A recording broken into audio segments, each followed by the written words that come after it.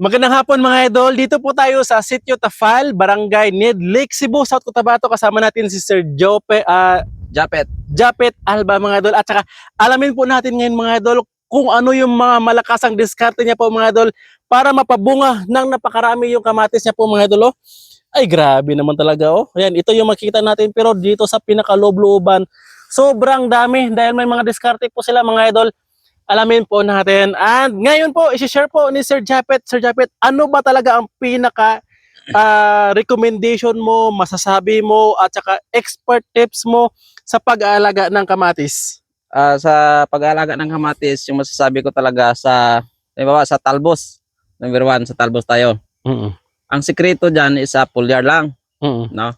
Every 15 days mag-foliar tayo, tapos sabayan natin ng abono sa ilalim.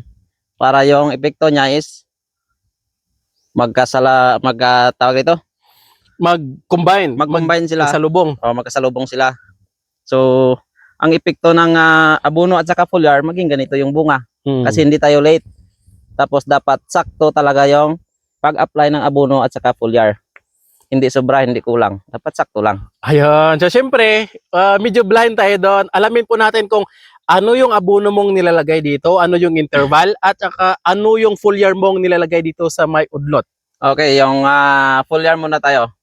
Yung foliar na ginagamit ko para sa udlot ng kamatis natin is fast grow ng Ga-Agri. Yun. Yun. May kamahalan lang pero okay naman yung epekto niya. Tapos sa abono naman, gumagamit tayo ng 14-14. First talaga yung 14-14, tapos mag-add tayo ng putas.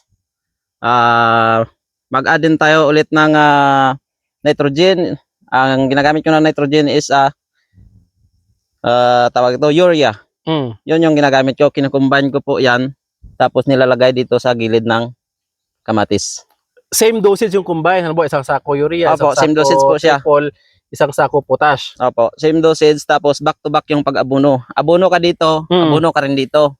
Tapos hanggang diyan sa kabila, hanggang sa maubos yung buong area. Ayun, napakaganda. Ano naman yung interval ng pag-abono natin? Yung interval ng pag-abono natin mga idol is every 15 days. Kung gusto mo na maganda talaga yung quality ng kamatis, every 15 days tayo mag-abono. Ayun, karami? Ganon din sa foliar.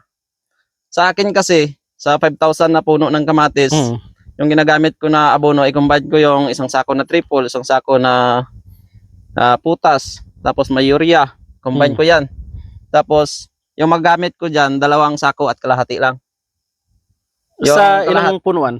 Sa 5,000 na punuan. 5,000 na punuan, 2 sako at kalahati talaga yung iabono ko. Isang abonuhan lang yan. Every 15 days every yun? 15 days po. Yun. Sa foliar naman po na fast grow, ilang galon naman po ang every spraying mo sa every 15 days? Sa foliar na fast grow, nasa nasa 3 liters lang po yung magamit natin na foliar. Kasi pag magtira tayo ng foliar, hindi naman talaga natin dahan-dahanin lang. Dapat medyo mabilis yung paglakad. Parang lakad pa ganon? Opo, yung sakto lang talaga na mabasa lang yung dahon, hindi yung tumutulo na. Ayun, so napakaganda mga idol. Pero ang napansin ko po na bakit po importante, kasi kung ordinary farmer ka, usually abono lang. Opo. So bakit po importante sa iyo ang pagfufoliar? Importante talaga yung pagpupoliar kasi kung abono yung tawag nito, yung hintayin natin, matagal makaabot dito sa dulo ng kamatis. Samantala kung may abono dito sa ilalim, may foliar sa ibabaw, goods talaga yung epekto.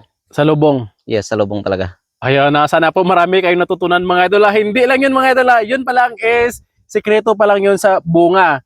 Yan. Sa bulaklak naman, Sir Japet? Sa bulaklak naman, hindi naman natin kailangan na magparami ng bulaklak kasi nabigyan na natin lahat, foliar, abono, nabigyan na natin yan. Ang sa atin lang, dapat sakto ang pagbigay ng foliar at saka abono para yung bulaklak hindi mahulog. Bali, paano pong hindi mahulog? Anong sistema po? Pagkulang kasi sa foliar, yung bulaklak na nasa dulo, hindi na yan magiging bunga. Ito? Oh, malaglag na po yan. Ma-abort, in short. Pag kulang ka sa abono at saka foliar, ma-abort yan, ma-short yung baga sa nutrients. So i-abort niya. Opo. Pero kung sakto ang foliar fertilizer mo at saka abono, kakapit yon. Kakapit talaga yan.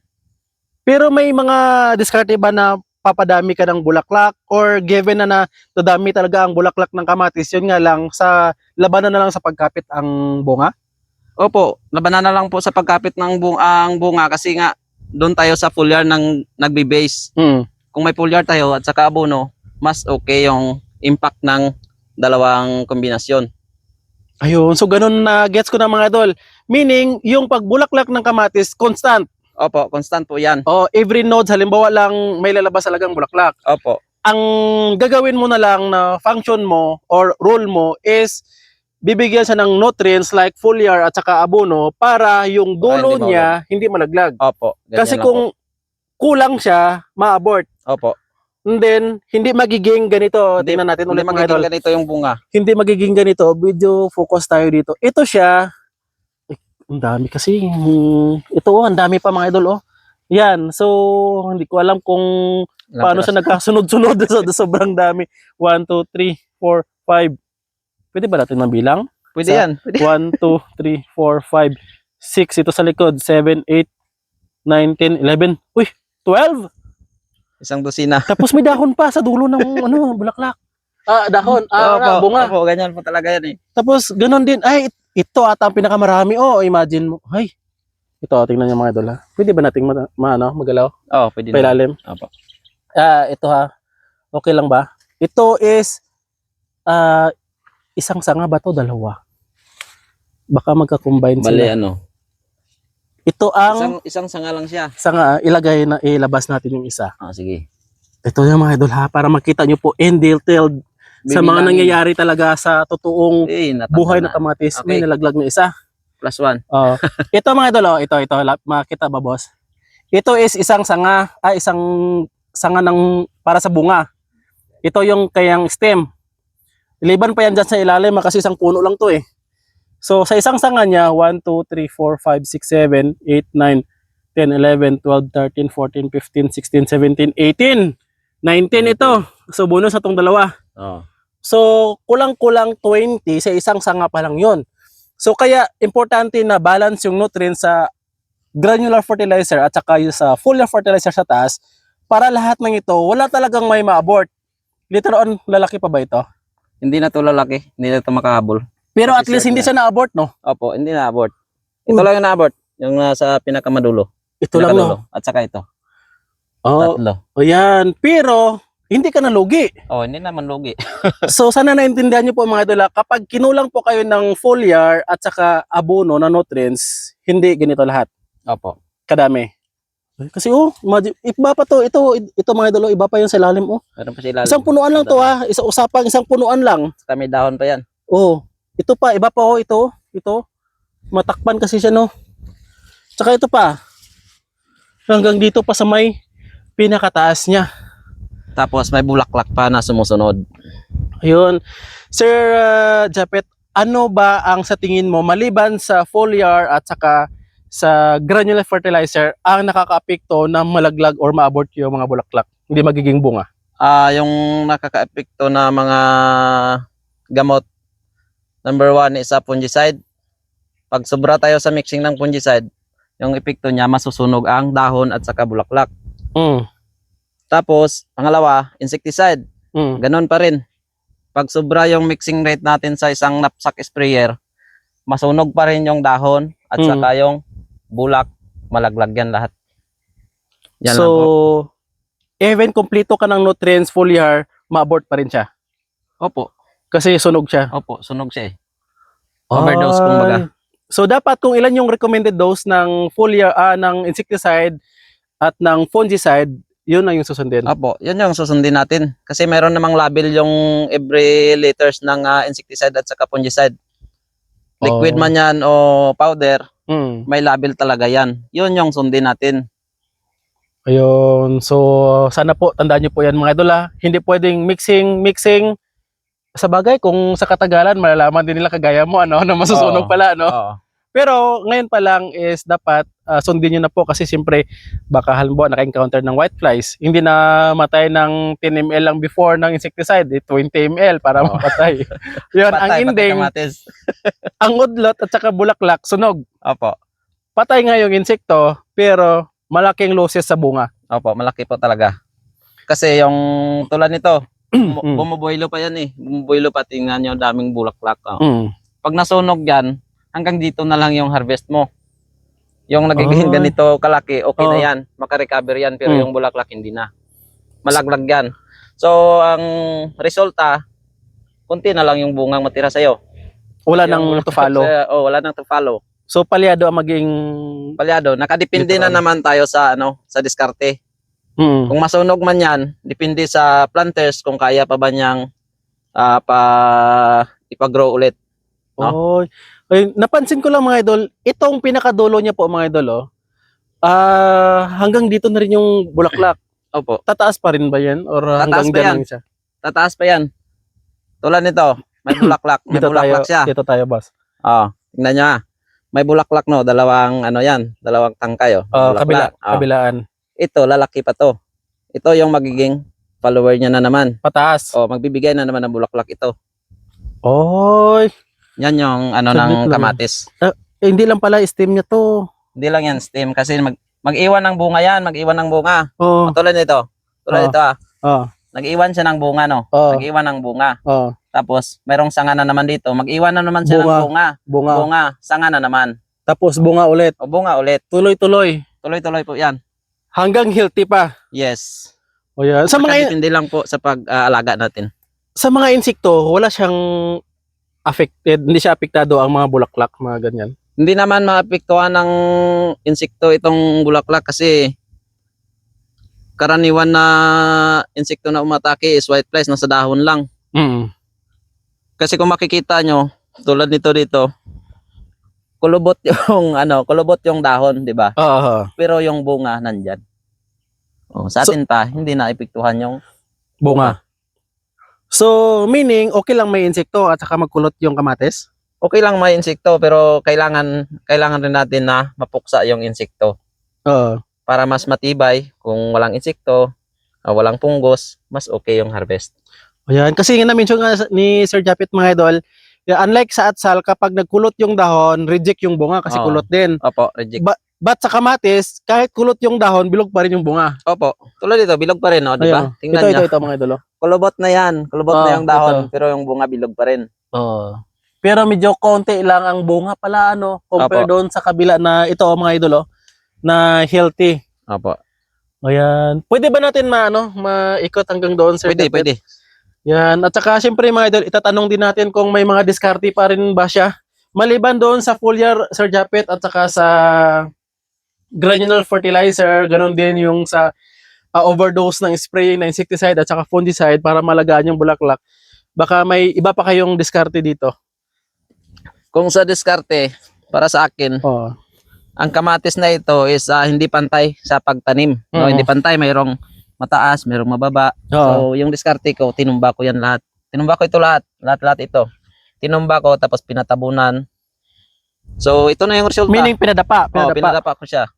Ito na yung resulta niya ngayon. Pero tatambakan mo yung punuan. Opo, tatambakan talaga yan para lalabas yung ugat. So meaning, pagtanim pa lang dito ng kamatis mga idol, may mataas, may maiksi. Opo. Kasi hindi tayo nag-sizing sa seeds pa lang eh. Sa Oo. seedling pa lang, hindi tayo nag-sizing doon. Hmm. Pinadirect natin patanim. So, pangit tingnan kasi merong mataas, merong mababa. Hmm. So, yun yung ginawa ko. Tinumba ko lahat. So, uniform na yung Uniform na yung, udlot na nakalabas sa lupa. opo, uniform na lahat. Ayun, isang diskarte din yan sa mga idol. Kung hindi pantay-pantay, ganun din ang ano nyo. At saka, I think may advantage pa yun dahil yung stem niya na magdikit sa lupa at saka matambakan, mag-produce pa ng mga roots. Opo, No. mag-produce ng roots at saka sanga. Sanga pa. Magbibigay ng panibagong sanga yan.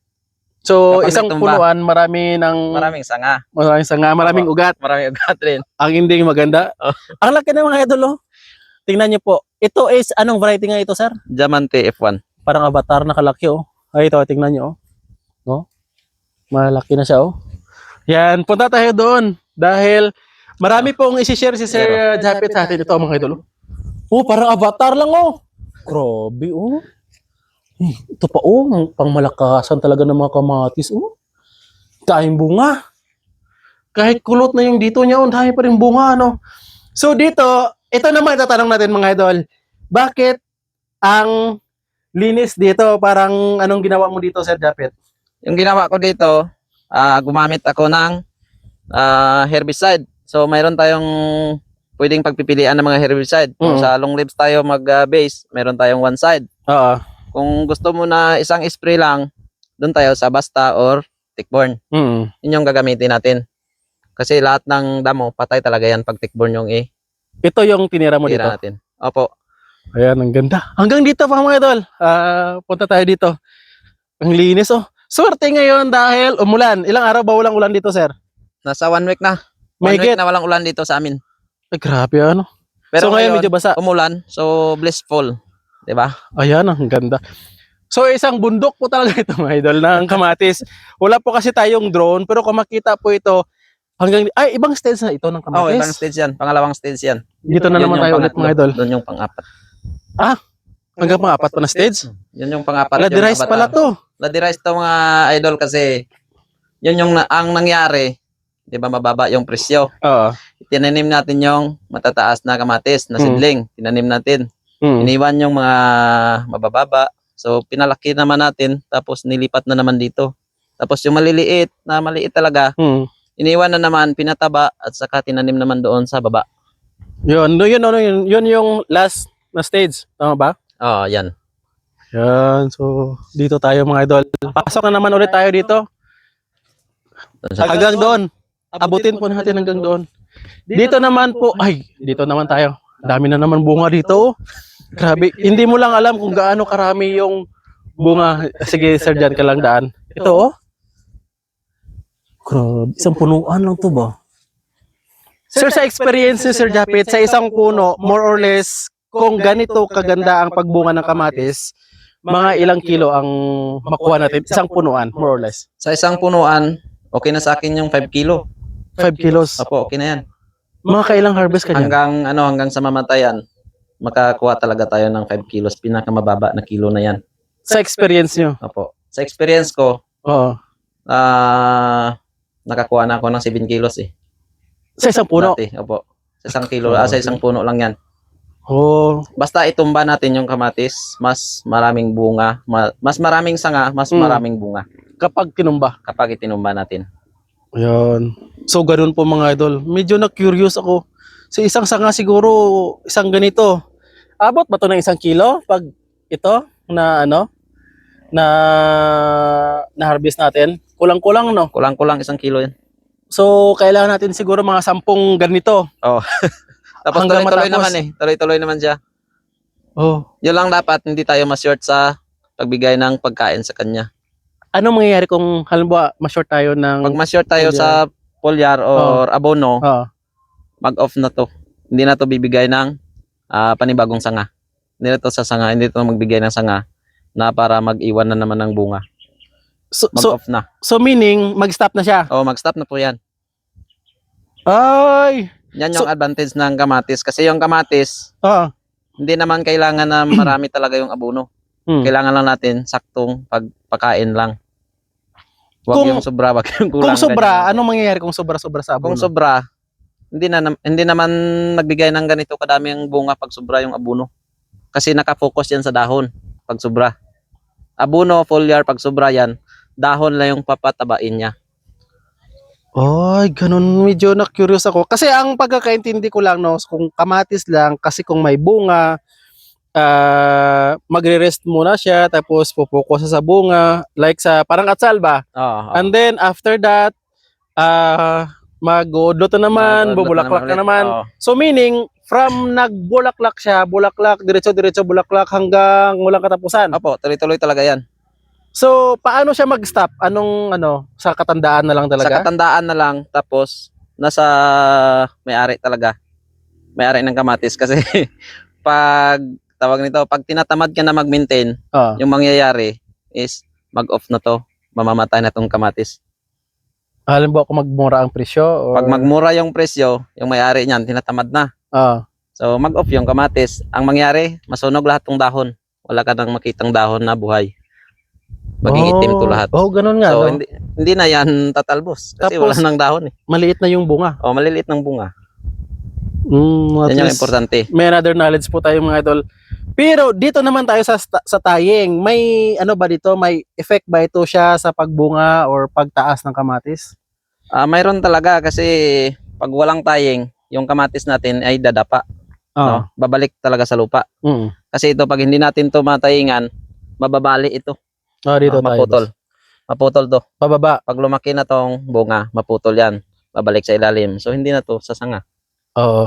Kasi sa Luzon po mga idol, may nakita po akong video na itong kamatis is tinatalian nila dito ng Ibang astrobag. Tapos nakaganon. kinabit. No, tapos pag ganun-ganon na lang. So, magastos ata yun ng matrabaho. Matrabaho talaga yun. Itong sa akin, yung 5,000 na puno, kaya kung ako lang magtrabaho na magtaying, isang araw at kalahati lang. Ganituhin mo. Ganito lang yung pagtaying ko. Iipit Tingnan ko lang. natin. Tingnan natin mga idol. Ito is astrobag po ang tawag dito, di ba? Opo, astrobag. So, poste dito, every meter ang poste. Every meter po para hindi matumba yung kamatis natin, matibay. At saka ito is nasa 4 to 5 feet. Nasa 3 feet lang to. Mababa lang to. 3 feet. Opo. Tapos, sobra Kasi siguro. hindi naman ako nag-expect na maging ganito kataas yung kamatis. So yung nandun niya sa baba is lagpas tao na. Dito ito. Parang 5 feet Hanggang dibdib pa lang. kasama ang libing siguro. 5 feet kasama libing. Tapos, iikot lang po ito sa mga idol. Ito, tingnan niyo po mga idol. So yung kamatis, parang inipit lang po. Ito yung blow, tingnan niyo po. Opo, ito. Ito yung blow. Yan, tapos ikot lang dito Opo, ikot lang. Tapos ikot. So kung tataas ito, another ipit ka na naman Opo, dito. ipit na naman. Ito ipitin na naman Opo. para hindi ito malaglaglag kasi pag nalaglag, mabali. Opo. Para palyado na. Ganun lang dito. Tulad yan, tingnan nyo. Di ba? Naglagay na ako ng para ipitin ko to bukas. Naglagay na ako dito sa kabila, no. Isang side pa lang. So dudugtungan ko to bukas. Tapos dito na yan, kakapit. Sasaluin ko lang yung tali sa kabila, ganyanin lang. Ganyan. Diba, mabilis Parang lang. ganito dito tayo mga idol. Oh, Parang ganito lang Ito pag ipit niya na yan. ipit yan. Tapos sasaluin lang dito Opo, para sasaluin magaganyan na. Hilain lang. Tapos another naman pag Another ganitong level naman na dito. naman. Kasi pag natumba, wala na. Kung napansin nyo mga idol, Mm. tingnan nyo. May bunga, di ba? May bunga siya. Tapos nagbigay ng sanga. May bagong sanga, may bagong bunga. Nagbigay na naman ng sanga dito sa kabila. Di ba? Parang sucker niya lang, no? Ito. Iiwan niya na naman to. Ito na naman yung... Ay, hindi ito. Ito, kung tataas man to, hindi yan tataas talaga ng mas mataas pa. Ito yung tataas talaga. Ito Yung pala. malaki. Yan. Parang sucker niya ang tataas. Opo. Hindi pala ito. Kaya pala, ito magaganyan na siya. Kasi may ganyan. bunga na siya. Tulad ito pala nito. yun, Ito, tingnan nyo. Ito. Ayan. Di ba? Iniwan niya na eh. Wala nang talbos. Yan yung lalaki. Ito na naman ulit. Opo. Ito At naman saka idol. Dalawa yan. Dalawa, ito. Oh. So ito, madadapa na, may iwan. Ito na naman ang akyat. Opo. Ito na naman siguro akyat, ulaan ko. Tama ba? Yan po. Kasi ito may bulaklak na siya eh. Hanggang dulo may bulaklak na. May iwan na yan. So meaning, may bulaklak, may iwan. Opo. Yung may sanga talbos. pala niya may talbos, ang tutuloy. Opo. Now I know na. Ito, grabe kalaki naman Tingnan niyo po Yan. Tinumba Malaki. pa rin to eh. Tsaka ito na Ito, tinumba pa rin to mga idol. Ito tumba. Kung Yan. titingnan Tingnan natin yung punuan, boss. Ito, boss.